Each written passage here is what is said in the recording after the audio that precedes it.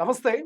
గత కొన్ని రోజుల నుంచి మనం చూస్తా ఉన్నాము. ఢిల్లీ జంతర్ మంతర్ వేదికగా ఇక జంజీలంతా ఎవరైతే యావత్ భారత్‌లో ఉన్నటువంటి మరి యువత అంతా కూడా ఒక యుద్ధాన్ని చేస్తే, ఆ యుద్ధానికి కేంద్ర ప్రభుత్వమే దిగొచ్చి కేంద్ర విద్యాశాఖ మంత్రి ధర్మేంద్ర ప్రధాన్ రాజీనామా చేయడం ఇప్పుడు దేశవ్యాప్తంగా చర్చనీయాంశంగా మారుతుంది.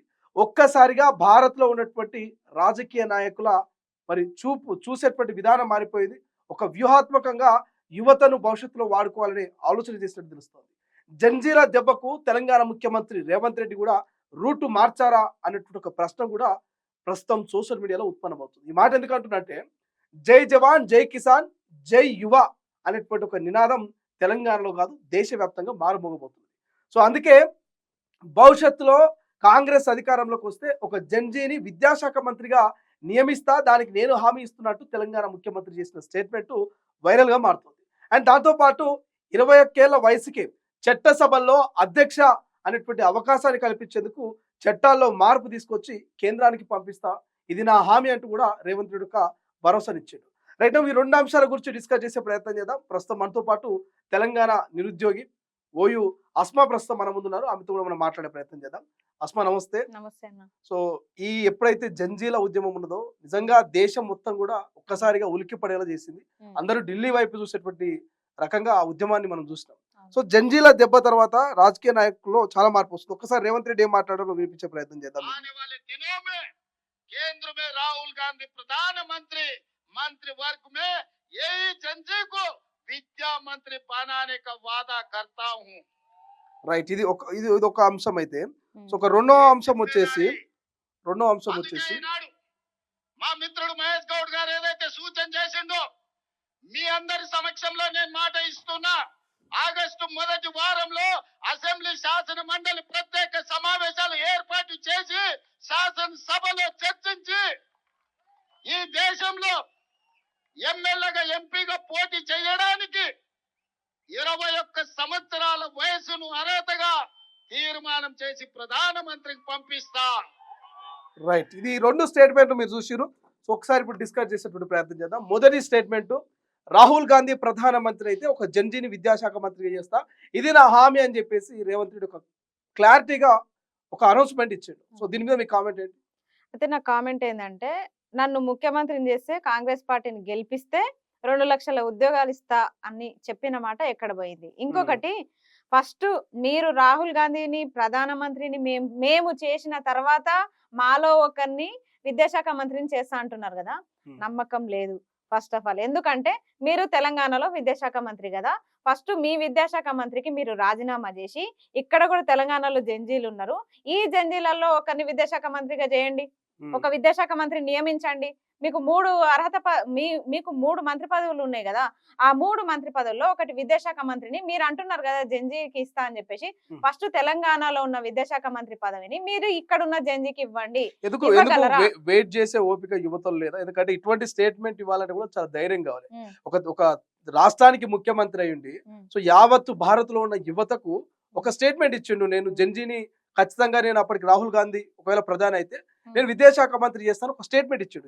ఈ స్టేట్మెంట్ ఇవ్వాలంటే కూడా చాలా ధైర్యం కావాలి. చాలా ధైర్యం కావాలి. స్టేట్మెంట్లు ఇవ్వడం చాలా ఈజీ గానీ దాన్ని నిలబెట్టుకోవడం చాలా కష్టం. ఎందుకంటే కాంగ్రెస్ పార్టీని అధికారంలోకి తీసుకొస్తే మీ 30 లక్షల మంది నిరుద్యోగులు, 90 లక్షల మంది మీ తల్లిదండ్రులు అందరు కలిపి మమ్మల్ని కాంగ్రెస్ పార్టీ అధికారంలోకి తీసుకొస్తే 2 లక్షల ఉద్యోగాలు ఇస్తామన్నారు. ఆనాడు నమ్మినాం కదా. ఆనాడు ఓపికతోటి నమ్మి ఓపికతోటి ఆగే ఇప్పటిదాకా 3 సంవత్సరాల కాలమైనా ఇప్పటికీ ఉద్యమాల్లోనే ఉన్నాము, ఉద్యోగాల్లో లేము. 3 సంవత్సరాల ఒక్క ఉద్యోగం కూడా కాంగ్రెస్ పార్టీ మళ్ళీ అదే మాట అదే చర్చ పాత చింతకాయ పచ్చడి అవుతుందన్న. మళ్ళీ 70,000 ఉద్యోగాలు అంటే బీఆర్ఎస్ గవర్నమెంట్ ఇచ్చిన నోటిఫికేషన్లకి మీరు అపాయింట్మెంట్లు ఇచ్చిర్రు. మీరు చెప్పిన 2 లక్షల ఉద్యోగాల గురించి ఎందుకు చర్చిస్తలేరన్నా? ఎంతసేపటికి 70,000 ఉద్యోగాలేనా? ఈ 70,000 ఉద్యోగాల చర్చ పక్కన పెట్టి మీరు ఇస్తానన్న 2 లక్షల ఉద్యోగాల గురించి మాట్లాడండి. అక్కడ మాట తప్పి మిమ్మల్ని ముఖ్యమంత్రిని చేస్తేనే మాకు దిక్కు లేదు, అట్లాంటిది రాహుల్ గాంధీని ప్రధానమంత్రిని చేయాలా? ఆయన కూడా ఒకప్పుడు మా అశోక్ నగర్ కి వచ్చి ఛాయ్ తాగకుండా మాట ఇచ్చినోడే కదా. ఆయనని మిమ్మల్ని ముఖ్యమంత్రిని చేసి రాహుల్ గాంధీ ఢిల్లీలో కొట్లాడుతున్న యువతకు మద్దతు ఇచ్చింది కదా. మోదీ ఇంటి ముందు బైఠాయించింది కదా. మోదీ ఇంటి ముందు కాబట్టి పోయిరు, జంతర్ మంతర్ కి పోలే. గుర్తుపెట్టుకోండి, జంతర్ మంతర్ లో 21 రోజులు పిల్లలు కొట్లాడితే పోనీ రాహుల్ గాంధీ మోదీ ఇంటి ముందుకు ఎందుకు పోయిండో చెప్పండి. రాజకీయం కాదా? మరి ఇక్కడ కూడా మేము కూడా దిల్సుఖ్ నగర్ లో, అశోక్ నగర్ లో, ఉస్మానియా యూనివర్సిటీలో మేము కూడా జంజీల మందరం కూడా నిరుద్యోగులందరూ కూడా బయటకు వచ్చి కొట్లాడుతున్నారు. మరి ఇక్కడ దాకా రాలేని ముఖ్యమంత్రి అక్కడ ఢిల్లీ గురించి ఏం మాట్లాడుతున్నారు చెప్పండి? రాహుల్ గాంధీకి ఇక్కడ ఉద్యమాలు కనిపిస్తలేవా? మరి మీరు గవర్నమెంట్ లో ఉన్న రాష్ట్రాలలో నిరుద్యోగం ఎంత రూపుమాపిరు, మీరు ఎన్ని ఉద్యోగాలు ఇచ్చిర్రు, ఇవి మాట్లాడాలి కదా. ఎంతసేపటికి నీట్ పేపర్ లీక్ అని అంటే సరే, లీక్ గురించి మీరు సపోర్ట్ చేసిరు, ఓకే, అది మీరు ప్రధాన ప్రతిపక్షంలో ఉన్నారు కాబట్టి చెయ్యాల్సిందే, లేకపోతే మిమ్మల్ని కూడా నమ్మే పరిస్థితి ఉండదు. ఇప్పుడు మీ మీద ఉన్న నమ్మకం నిలబెట్టుకోవాలంటే తెలంగాణ రాష్ట్రంలో మీరు 2 లక్షల ఉద్యోగాలు ఇవ్వాలి. మీరు చెప్పిన మాట ప్రకారమే మేము ఓపిక పడతాం. మరి దిగిపోయే ముందు ఇప్పుడు ఆల్రెడీ 3 సంవత్సరాలు అయిపోయింది. కనీసం ఇప్పటికైనా తెలంగాణలో మీరు మంత్రి అంటే విద్యాశాఖ మంత్రిగా ఉన్న పదవికి రాజీనామా చేసి దయచేసి మీ నాయకుల్లోనే, మీ కాంగ్రెస్ పార్టీ నాయకుల్లోనే ఈ రాజగోపాల్ రెడ్డి గారికి ఇస్తారా, ఎవరికి ఇస్తారా ఇవ్వండి. లేదా మీరు చెప్పిన ప్రకారమే జంజీకి ఇస్తారా, మరి సంతోషం. మాలో ఒకరికి విద్యాశాఖ మంత్రి పదవి ఇస్తే మాకు కూడా మా జీవోలన్నీ కూడా మాకు అర్థమయ్యే వ్యక్తి ఉంటే మాకు మరీ మంచిది, మా జంజీలకే ఇవ్వండి. మరి ఇవ్వండి, ఓపెన్ ఛాలెంజ్ నేను కూడా చేస్తున్నాం నిరుద్యోగుల తరపు నుంచి. మీరన్న మాట ప్రకారమే తెలంగాణలో విద్యాశాఖ మంత్రి పదవికి నిరుద్యోగులకి లేదా జంజీకి ఇవ్వగలరా? Okay, right. ఇప్పుడు 21 సంవత్సరాలకు ఈ యొక్క చట్టసభల్లో అడుగు పెట్టేటువంటి అర్హతను కుదిస్తాం, దీన్ని ఒక చట్ట రూపంగా దాల్చి దీన్ని కేంద్ర ప్రభుత్వానికి పంపిస్తాం అనేది ఒక స్టేట్మెంట్ మనం చూసినాం. సో దీని మీద ఏం కామెంట్? అప్రిషియేట్ చేయొచ్చు ఈ కామెంట్, మాత్రం మెచ్చుకోవచ్చు. ఎందుకంటే ఫస్ట్ బిల్లు పెట్టండి. ఇట్లా మహిళా బిల్లు విషయంలో నష్టపోయినాము, ఉమెన్ రిజర్వేషన్ లో మేము చాలా నష్టపోయినాం. ఈ బిల్లు విషయంలో పెద్ద న్యాయం జరుగుతుంది అనుకుంటలేము. ఎందుకంటే ఇది ఒక రాజకీయ వ్యూహం. ఒకవేళ నిజంగా అయితే మాత్రం మంచిదే కదా, మంచిదే కదా. 21 ఏంది, 18 ఏళ్లకే పెట్టండి, ఎవరు వద్దన్నారు? 18 ఏళ్లకి ఓటు వేసే అర్హత సంపాదించుకున్న ఒక నిరుద్యోగికి, ఒక వ్యక్తికి 18 ఏళ్లకే మరి ఎమ్మెల్యేగా పోటీ చేసే అవకాశం ఎందుకు రావద్దు? ఎందుకు రావద్దు చెప్పండి? 18 ఏళ్ళు నిండిన వెంటనే మీరు ఓట్లు వేయించుకుంటున్నారు, కానీ పరిపాలన చేతనైతే లేదు. కాబట్టి 18 ఏళ్లకే పెట్టండి, 21 ఏళ్ళు ఎందుకు? 21 ఏళ్ళు ఎందుకు? 18 ఏళ్ల నుంచే ఓట్లు స్టార్ట్ అయినప్పుడు 18 ఏళ్ల నుంచే పదవులు ఎందుకు స్టార్ట్ అవ్వద్దు? 21 ఏళ్ళు ఎందుకు? 18 ఏళ్ల నుంచే పెట్టండి, మాకు ఎలాంటి ఇబ్బంది లేదు, పెట్టండి, మంచిది, పెడితే మంచిది. ఏమనిపిస్తుంది, ఒక ముఖ్యమంత్రి ఈ 21 ఏళ్ల వయసుకే మనము ఒక ఎమ్మెల్యేగా, ఒక ఎంపీగా మరి వీళ్ళకి అర్హత కలిగే అటువంటి ఛాన్స్ ఇవ్వాలని ఒక ఆలోచన చేసిండు. ఇది జంజీల ఉద్యమం ఇన్స్పిరేషన్ అనుకోవాలా, ఏమనుకోవచ్చు? భయం అనుకోవాలి, ఇన్స్పిరేషన్ కాదు, భయం అనుకోవాలి. ఎందుకంటే దాన్ని ఆదర్శంగా తీసుకొని తెలంగాణలో కూడా ఇంకా విరుచుకుపడే అవకాశాలు ఉన్నాయి.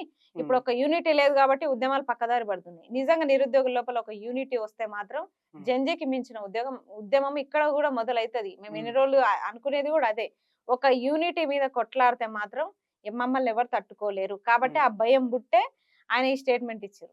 ఓకే, ఏమనిపించింది ఢిల్లీ జంతర్ మంతర్ ఆ మినీ యుద్ధాన్ని చూస్తా ఉంటే ఏమనిపించింది? ఒక్కొక్కరు ఒక్కొక్క కామెంట్, వాళ్ళకు నేపాలో లేకపోతే వాళ్ళకి అమెరికా నుంచో ఇతర దేశాల నుంచి వాళ్ళకి ఫండ్స్ వస్తా ఉన్నాయి, వాళ్ళు దేశద్రోహం చేస్తున్నట్టుగానే కొంతమంది చిత్రీకరించే ప్రయత్నం చేశారు. సో యువత మీద చాలా సోషల్ మీడియాలో ట్రోల్స్ కూడా అయినాయి. పోలీసుల మీద వాళ్ళు రాళ్ళ దాడి చేస్తున్నారు అని చెప్పేసి వీళ్ళంతా కూడా కుట్రపూరితంగానే ఇది క్రియేట్ చేస్తున్న న్యూసెస్ అని కూడా ఒక చర్చ జరిగింది. బట్ మీకేమనిపించింది జెన్యున్ గా? అసలు అక్కడ కొట్లాడిన ప్రతి విద్యార్థి కూడా జెన్యునే. ఇప్పుడు ఆ విమర్శలు అనేవి తప్పవు, తెలంగాణలో తప్పలేదు. మమ్మల్ని నిరుద్యోగులు కాదన్నారు, ఇప్పుడు వాళ్ళని కూడా స్టూడెంట్స్ కాదంటున్నారు. మేము రాజకీయ స్వలాభం కోసం చేస్తున్నామని మమ్మల్ని అన్నారు. అక్కడ పిల్లల్ని కూడా అట్లే అన్నారు, ఈ రాజకీయ ముసుగులో ఉండి వీళ్ళంతా చేస్తున్నారు, కావాలని రాజకీయ పదవుల కోసం చేస్తున్నారని. 18 ఏళ్ళు నిండిన పిల్లలు ఏ రాజకీయం కోసం చేస్తారు చెప్పండి? కానీ నీట్ అనే ఫుల్ ఫామ్ తెలియని వాళ్ళు కూడా ఆడ పోయి రీల్స్ చేస్తున్నారు, ఇది ఉద్యమం అనేటువంటి ఒక చర్చ జరిగింది.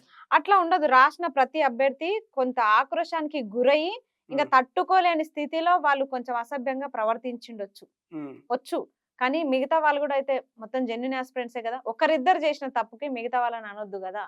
కాకపోతే ఆ పిల్లలు ఎవరైతే అసభ్యంగా ప్రవర్తించారో వాళ్ళు కూడా వాళ్ళ ఆవేశం కట్టలు తెంచుకున్నది కాబట్టి ఇప్పటికి 21 రోజులు అవుతుంది, 22 రోజులు అవుతుంది, ఇంకా స్పందిస్తలేడు అని చెప్పేసి బండ బూతులు తిట్టిరు. నేను చూసిన నరేంద్ర మోడీని అయితే అమ్మ నా బూతులు, వాళ్ళ అమ్మని అసలు ఘోరంగా తిట్టిరు. అట్లాంటి తిట్లు వచ్చినాయంటే తప్పు, నిజంగా తప్పు. ఎందుకంటే ఈ ఒకరిద్దరు ఎవరైతే తిట్టిరో వాళ్ళు కొంచెము, మీరు సమాజంలోకి వచ్చి సేవ చేయాల్సిన అభ్యర్థులు, డాక్టర్లు, ఇంజనీర్లు, మీ సేవలు సమాజానికి చాలా అవసరమని అంతమంది సపోర్ట్ చేసి అన్ని రాష్ట్రాల ప్రజలు కూడా మీకు మద్దతు ఇచ్చారు, నిరుద్యోగుల మందిరం కూడా. కానీ అట్లా తిట్టడం అయితే 100% తప్పే.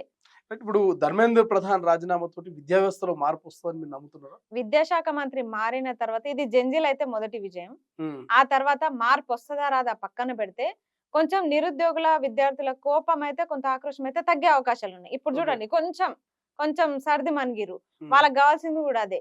కాకపోతే ఇప్పుడు నెక్స్ట్ వచ్చే విద్యాశాఖ మంత్రి ఎవరో తెలియదు. మళ్ళీ ఆ తర్వాత తీసుకునే చర్యలు ఏందో తెలియదు. అది కూడా ప్రకటించాలి తొందరలోనే. ఎందుకంటే ఒక అకాడమిక్ లాస్ అయితే పిల్లలు ఒక సంవత్సరం లాస్ అవుతారు, ఒక సంవత్సరం సేవలు లాస్ అయిపోతారు, వాళ్ళ ఏజ్ లాస్ అయిపోతారు. కాబట్టి ఇది తొందరగా జరగాలి ఈ ప్రాసెస్ అనేది. ఇంకా లేట్ చేసుకుంటా పోతే చాలా ఇదైతది. కాబట్టి కొత్త విద్యాశాఖ మంత్రిని నియమించాలి.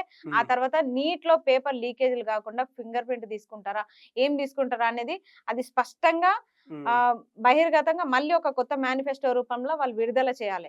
ఒకవేళ లీకేజీలు చేస్తున్న వాళ్ళకి చట్టరీత్యా చర్యలు ఉండాలి, వాళ్ళకి శిక్షలు ఉండాలి, జరిమానాలు ఉండాలి. జైలు శిక్ష 10 ఏళ్ళు వేస్తారా, 15 ఏళ్ళు వేస్తారా? పేపర్ లీకేజ్ అయిందంటే పూర్తి బాధ్యత ఆ విద్యాశాఖ మంత్రిది. అది ఎవరు లీక్ చేసినా అనవసరం. ఆఫీస్ బాయ్ లీక్ చేసినా పర్లేదు, కానీ అది విద్యాశాఖ మంత్రే బాధ్యత వహించాలి. కాబట్టి శిక్ష మాత్రం విద్యాశాఖ మంత్రికే పడాలి. అక్కడ ఎవరు లీక్ చేసినో వాళ్ళకు కూడా పడాలి. చట్టరీత్యా వాళ్ళకు ఒక కొత్త శిక్షణ రావాలని మేము కోరుకుంటున్నాం. ఇప్పటి వరకు చాలా మంది అక్కడ కూడా స్టూడెంట్స్ సూసైడ్ చేసుకొని చనిపోయారు. నరేంద్ర మోడీ గారి పేరు రాసే చచ్చిపోయారు. కాబట్టి వాళ్ళ కుటుంబాలకు కూడా నష్టపరిహారం చెల్లించాలి, ఆర్థిక సహాయం అందించాలి. ఒకవేళ వాళ్ళు బతుకుంటే డాక్టర్ అయిదురో ఇంజనీర్ అయిదురో కదా, వాళ్ళ మీద డిపెండ్ అయిన కుటుంబాలు ఉంటాయి. కాబట్టి వాళ్ళకి ఆర్థిక సాయం అందించాలి. అది మానవతా దృక్పథంతోనే వీళ్ళు ప్రకటించాలని నేను కోరుకుంటున్నాను. ఈ విజయం ఎవరిది? కాక్రోచ్ జనతా పార్టీదా, భారత యువతదా, లేకపోతే ప్రధాన ప్రతిపక్షమైన కాంగ్రెస్ దా? ఎవరిది ఈ విజయం అంటే ఏం చెప్తారు? యువతదే. ఉమ్, యువత లేకపోతే ఏ పార్టీ ఎక్కడుంది చెప్పండి? ఈ ఉమ్, పార్టీల వల్ల, కాంగ్రెస్ పార్టీ వల్ల, బీజేపీ వల్ల నష్టపోయిన యువతనే ఒక కాక్రోచ్ జనతా పార్టీని ఒక ఆసరాగా తీసుకున్నారు. అంతే తప్ప అక్కడ సీజేపీది అయితే నేనైతే చెప్పలేను. యువతదే, భారత్ యువతదే, ఉమ్, యువతదే, ఖచ్చితంగా ఓకే. యువతనే. యువత లేకపోతే ఆ పార్టీ కూడా అక్కడ ఏం చేస్తుంది చెప్పండి? ఉమ్, యువత సపోర్ట్ లేకపోతే వాళ్ళు కూర్చొని వాళ్ళు చేయగలరా? చేయలేరు. ఓకే. యువత సపోర్ట్ ఉంది కాబట్టి అది వాళ్ళు కూడా చెప్తున్నారు, వాళ్ళు కూడా ఒప్పుకుంటున్నారు. కాబట్టి ఇది ఖచ్చితంగా యువత విజయమే. ఉమ్.